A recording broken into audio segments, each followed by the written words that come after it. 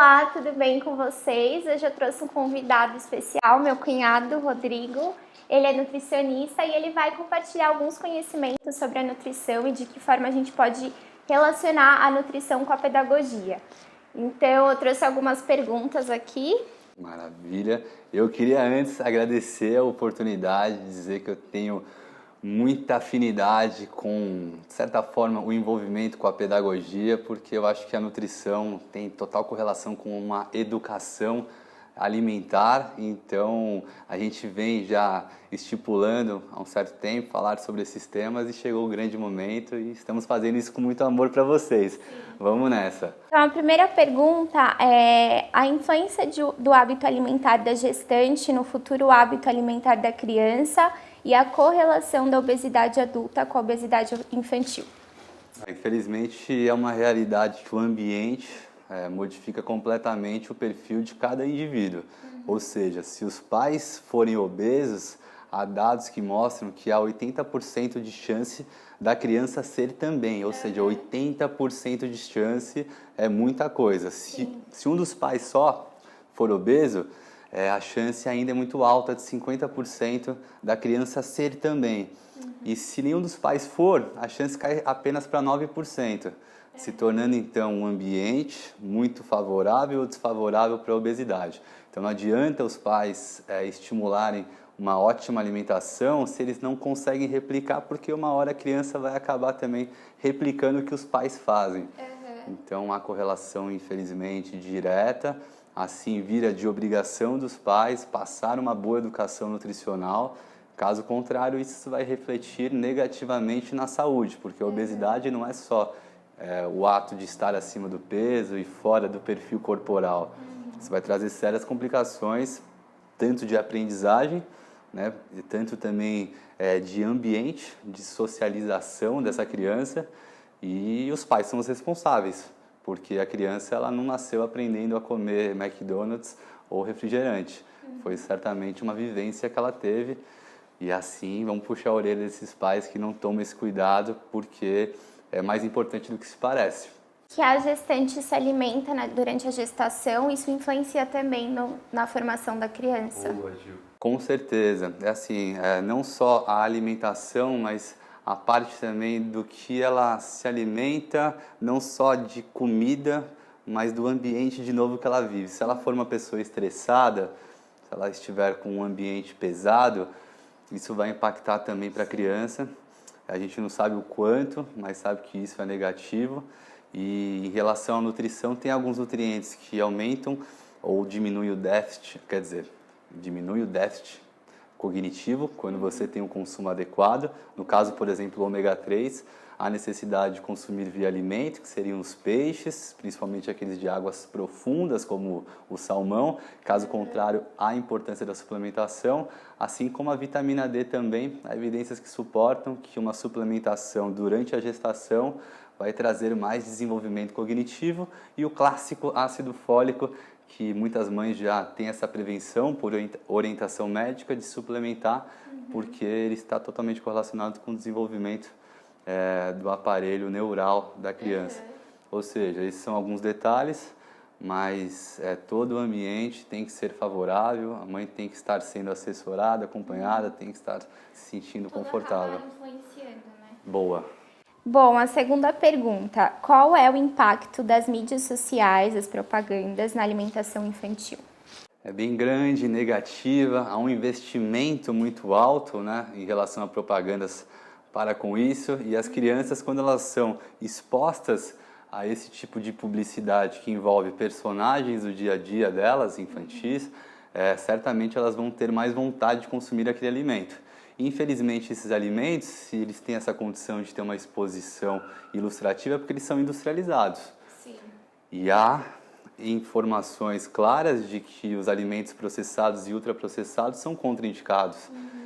Há investimentos, segundo os dados mais recentes, de 1,6 bilhão em propagandas para marketing de produtos alimentícios infantis. O que eu quero dizer com produtos alimentícios, né? São produtos de baixo valor nutricional, e assim a gente chama de produtos, não alimentos em si. Tem condição de fornecer nutrientes, mas certamente os alimentos in natura são muito mais eficientes. E tem um dado complementar que crianças com sobrepeso expostas a alimentos considerados esses produtos alimentícios aumentam em 134% o seu consumo só pela exposição. Então é que nem a criança passar na frente do Mac, ela vai falar eu quero, eu quero, eu quero, eu quero, eu quero. E ela quer porque ela já vivenciou, porque o pai já permitiu. E o objetivo não é restringir de nada, mas é orientar e saber que isso, infelizmente, não é a melhor escolha. Sim. Então tem que ser algo bem esporádico. Qual é o quadro atual de obesidade infantil? O quadro é alarmante, se for pensar, porque a pandemia, ou seja, não só no Brasil, de forma mundial, ela vem em crescimento à medida que os anos vão crescendo também, ou seja, até 5 anos de idade, hoje o quadro de obesidade, que obesidade é diferente de sobrepeso. Sobrepeso é quando a pessoa está acima do peso, só. A obesidade ela está muito acima do peso. Entendi. E tem também pessoas que estão dentro do peso, mas com uma composição corporal de obeso, que a gente chama de magro falso ou magra falsa, né? Que é aquela pessoa que tem peso considerado adequado, mas com uma composição de gordura muito acima do que deveria. Está mal, mas parece que está saudável por conta disso. Mas as crianças, então, até 5 anos, são 7,4% em média global em estado atual de obesidade. Isso é péssimo. Aí você vai aumentando, colocando crianças aí com idades de 5 a 9 anos, você vai ter próximo de 17 em relação aos meninos em obesidade, próximo de 11 em relação às meninas de obesidade.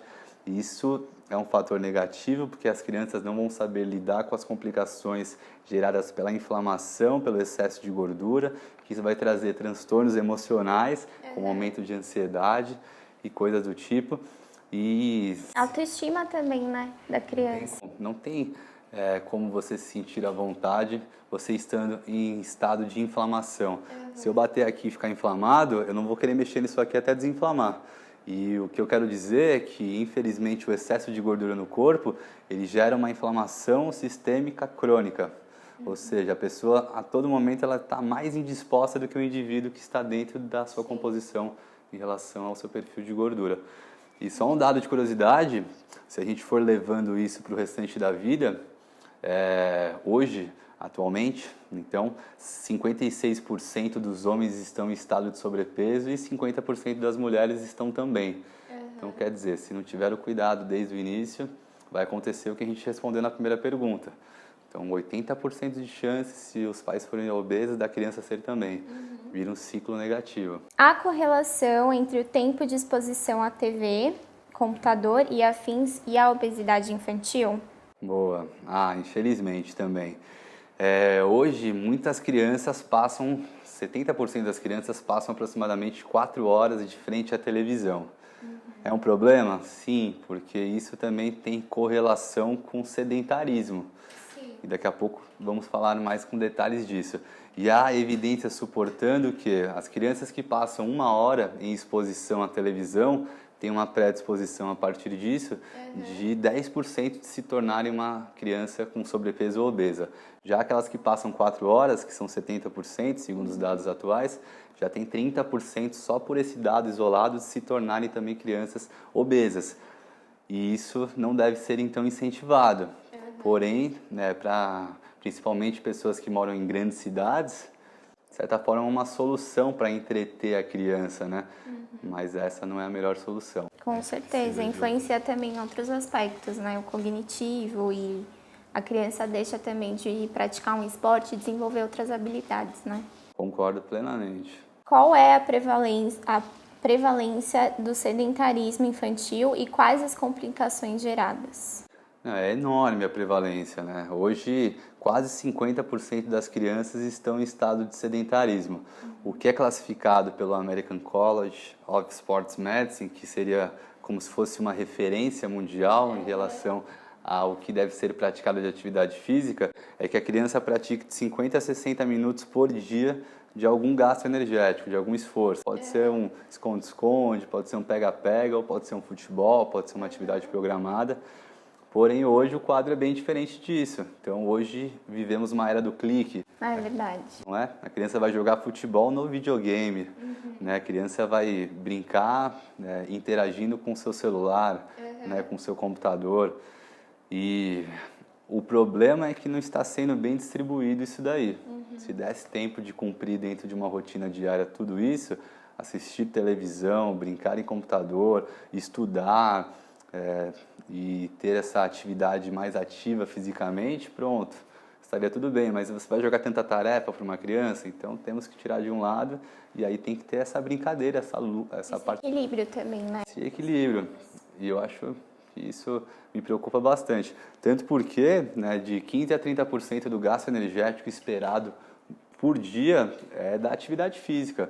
Então, se uma criança deixar de praticar atividade física, ela vai ter um gasto energético bem reduzido e aí ela vai acabar tendo mais predisposição para acumular peso, desenvolvendo quadros de obesidade. Quais são as formas e possibilidades de mobilidade de inserção ao hábito da prática da atividade física? Eu acho sempre importante procurar um profissional especialista, no caso, o famoso educador físico, porque ele olhando o biotipo da criança, se ela é longilínea, ela já vai ter mais capacidade de exercícios aeróbios, se ela já é mais troncudinha, ela já é mais forte, então direciona para algo que ela vai ter mais capacidade de se desenvolver. Todo mundo gosta de fazer aquilo que sabe fazer. Então, se você joga futebol bem, você vai querer jogar futebol e você não vai querer ir para o vôlei, né? Então, cabe, de certa forma, um profissional orientar, né, qual que seria a modalidade mais específica e a escola, ou os pais, os familiares possibilitarem vivências a esse esporte. Então, essa inserção tem que ser realmente ilustrativa, não adianta ficar falando. Insistir em algo que a criança não quer, ver com base nos interesses dela.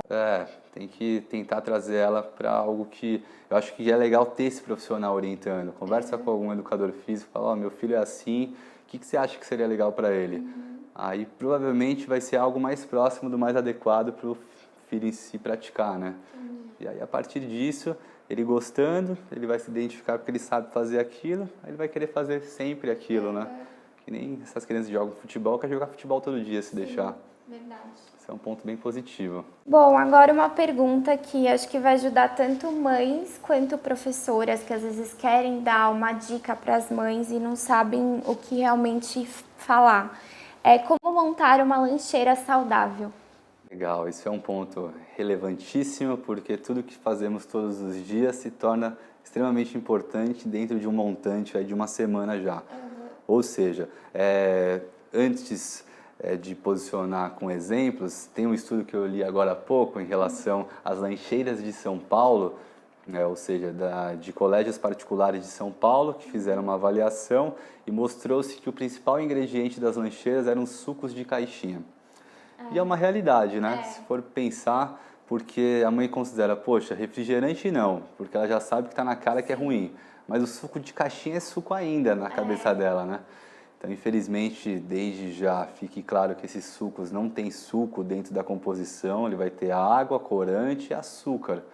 Vai ficar com uma característica de suco, mas não vai ter o nutriente que você espera, por exemplo, uma vitamina C dentro de um suco de laranja. Quando tem uma porcentagem tipo 2%, né? Baixa. Muito baixa. E não deve ser considerado assim, então, porque mesmo que tenha a fruta lá dentro, ela já foi oxidada pelo processo de industrialização, então não vai ter essa função.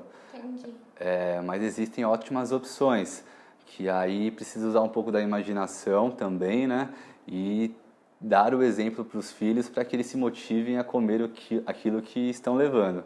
Então, por exemplo, um lanche. Por que não fazer um lanche e levar de casa? O lanche com recheio que a criança preferir. Pode ser com queijo só, coloca, sei lá, um queijo mussarela, um queijo Minas, outro tipo de queijo que ela goste, passa uma base cremosa, põe um pão integral, não é ruim, a criança certamente vai gostar do sabor disso.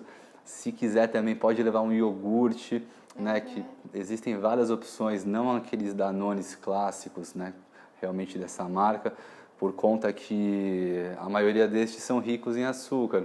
Sim. A gente não precisa desse nutriente em grande escala, então tentar evitar, mas tem opções de iogurtes hoje que eles não precisa ser também aquele natural sem sabor azedo, porque a criança vai ter dificuldade de aceitação. Sim.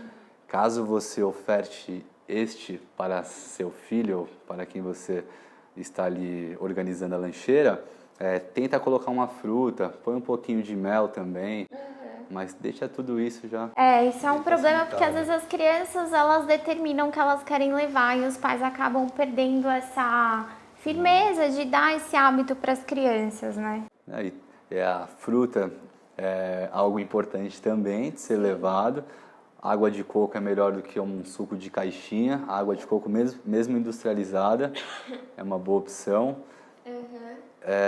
Às vezes também tem criança que gosta de comer, a gente chama de dadinho de queijo, que aí você põe vários pequenininhos, ela chama... Tipo um polenguinho? Tipo um polenguinho também. Polenguinho não há problema no consumo regular, não é a melhor opção. Amêndoas também. Nossa, fantástico, é verdade. Castanha, essas coisas. Esse grupo, se a criança tiver aceitação, que a gente chama de oleaginosas, castanha do Pará, castanha de caju, nozes, amêndoas, amendoim, avelã, macadâmia e por aí vai, são opções extremamente saudáveis. Mas o importante também é ter cuidado com a ilustração, né? A criança gosta sempre de algo mais lúdico. Então, tenta ter cuidado na hora de montar essa apresentação para ela se motivar a consumir o que está sendo transportado. As crianças, elas podem consumir suplementos? Isso é forte para muita gente, né? Falar sobre suplementação para quem não pratica atividade física. É assim, suplementação envolve tudo que você não consegue via alimentação, você precisa de um complemento chamado esse de suplemento. Aí eu sempre uso o início da explicação trazendo para o início da vida, que é quando a mãe não tem condição de fazer o aleitamento materno exclusivo, ela precisa de um complemento alimentar para o filho continuar a se desenvolver. Isso vale para o restante da vida. Quando você não conseguir se alimentar da maneira que deve, não fique deficiente, suplemente.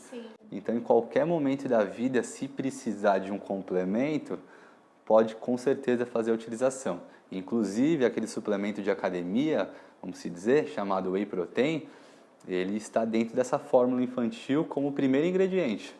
Ou seja, ele é extremamente importante porque ele tem uma boa qualidade nutricional e não há, então, contraindicação da utilização para crianças, mas também procure um profissional para saber qual que é o momento e quantidade que deve ser ofertada.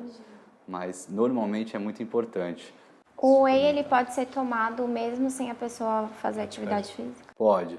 Então, como eu falei em relação ao início da vida, como uma proteína de ótima qualidade, normalmente ela que aparece nas fórmulas, tanto infantis, ou vamos colocar para o extremo também uma pessoa mais velha que está acamada, por exemplo, ela vai ter ali suplementos nutricionais que a base vai ser o Whey Protein. E eu trouxe a Whey Protein como principal aí suplemento a ser comentado porque quem sabe seja a mais crucificada ou a mais mal vista para este caso, né? Mas aí envolve às vezes um complemento vitamínico. Você não deu a condição ou a criança não tem aceitação de comer vegetais, frutas com regularidade, vai influenciar negativamente no desempenho, por exemplo, cognitivo, e aí precisamos de um suplemento. Entendi. Vale para o ômega 3, vale para a vitamina D, vale para o que for preciso, na verdade. Então pode, desde o nascimento, se for necessário, e com acompanhamento de um profissional. Pode. Quais são os alimentos de baixo valor nutricional mais comuns entre as crianças, chamados esses alimentos de produtos alimentícios por terem baixo valor nutritivo? Verdade, exatamente. O principal vai ser o suco de caixinha ainda, né? Mas tem bolacha, tem biscoito, você vai ter ali bisnaguinha, quem sabe. Vai ter também qualquer produto que é industrializado, bolinhos prontos, que vão ter ali uma ultrapalatabilidade, vai ter açúcar pra caramba, vai ter sal pra caramba, gordura pra caramba. E aí a criança que não tem essa capacidade de discernir o que é saudável e o que não é, vai querer o que é mais gostoso. E não tem como falar que um miojo não é gostoso, que um nuggets não é gostoso, que uma lasanha pronta não é saborosa, só que cabe, no meu ponto de vista, aos pais e não à escola em si, trazer isso de base que, poxa, você tem que consumir alimentos. Não acostumar também as crianças com essas coisas, né? Porque depois que acostuma, fica difícil introduzir outras coisas mais saudáveis, né? Concordo, porque são muito mais saborosas, né? E aí a criança vai querer o que Uma ela outra gosta. coisa que eu via muito, porque agora a escola que eu estou trabalhando, as crianças, os alimentos eles vêm da própria escola. Então a escola tem um nutricionista que é um planejamento de alimentos que eles têm. Então normalmente fruta, uma bolacha integral. Mas na escola que eu trabalhei já, eles comiam muita Nutella com pão.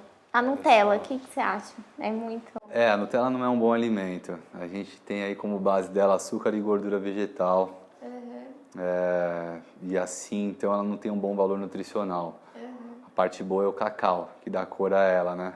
Mas existem várias receitas que você pode fazer sua Nutella adequada, saudável. Fitness ou qualquer outro nome que você muda a composição, tenta manter ainda o flavor ali, o sabor, né? E a criança não vai saber. Às vezes você pode... Eu não acho legal ficar enganando, né? Mas fazer com a própria criança, né?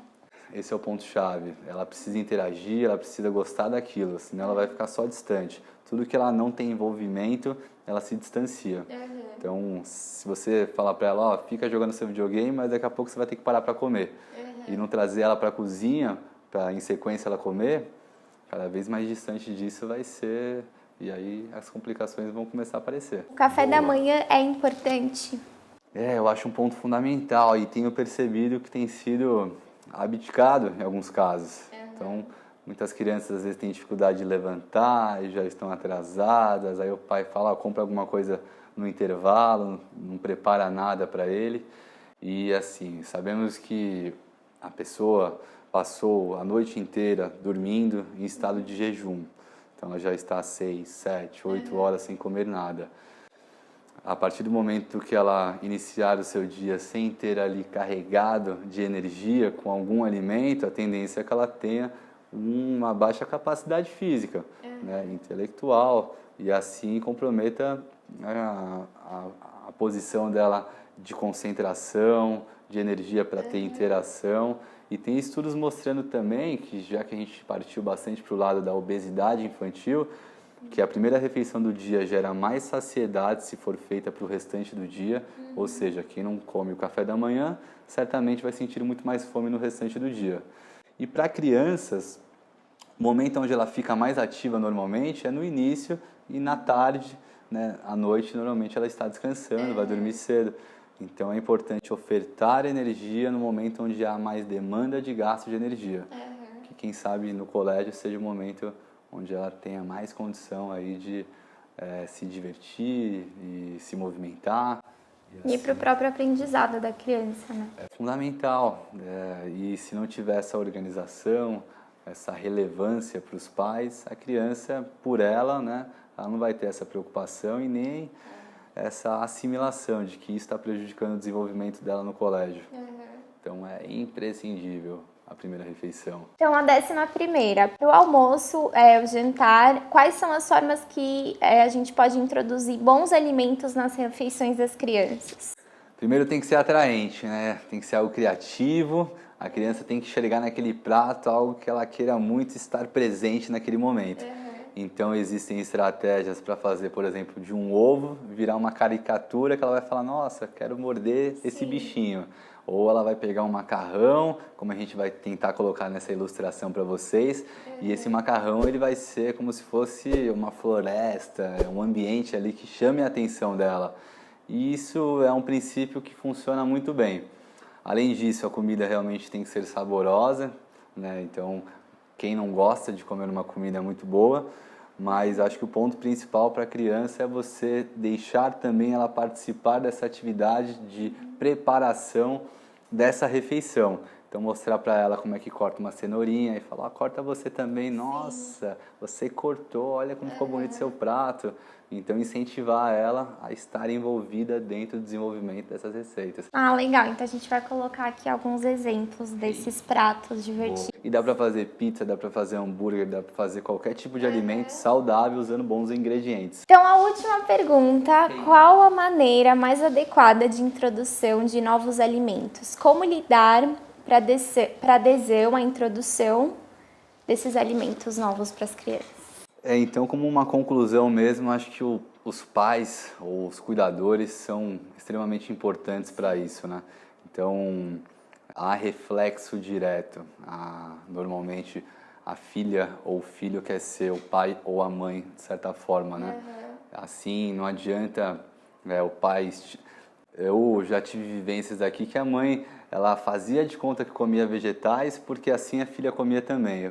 Eu ficava no pé, né, dessa mãe, come também, pelo amor de Deus, né?